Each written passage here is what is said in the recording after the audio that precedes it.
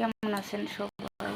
আশা করি ভালোই আছেন। এই যে দেখেন আজকে কি করলাম, যেহেতু শুক্রবার তাই একটু আপনার মোরগ পোলাও করলাম। অনেকদিন পরে আমি মোরগ পোলাওটা করলাম। এটা বিশেষ করে আমার বড় ছেলে খুব পছন্দ করতো। সে যাওয়ার পর থেকে আর আমি এটা বেশি একটা করি না।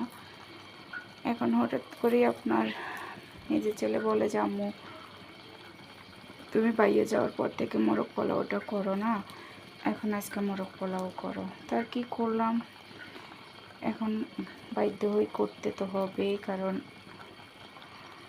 এটা বড় ছেলেটা খুবই পছন্দ করতো। ওর সবচেয়ে প্রিয় ছিল আমার হাতের এই মোরগ পোলাওটা।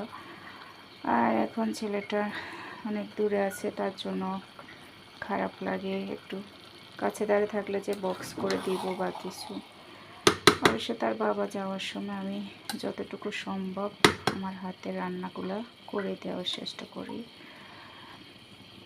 কিন্তু কি করব, মা তো আমি।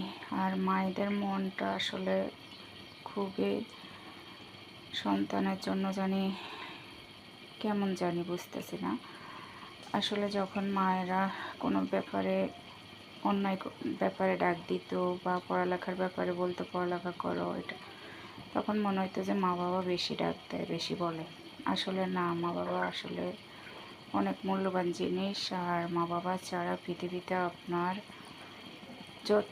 যত কিছু হোক আপন কেউ হবে না। আর আপনার যদি স্বামী ভালো হয়, স্বামী এছাড়া পৃথিবীতে আপনাকে কেউ দুই কথা শোনাইতে আপনার মুখের দিকে তাকাই বেনা বা আপনাকে যত ছোট করতে পারবে সেটাই করবে। তো আর কি, এখন এটাকে আমি দমে বসাই দিব, তারপর আমার মোটামুটি মাশাআল্লাহ রান্নাটা শেষ হবে। আর অনেক কথা বলে ফেলাইলাম। সবাই ভালো থাকবেন, আল্লাহ হাফেজ।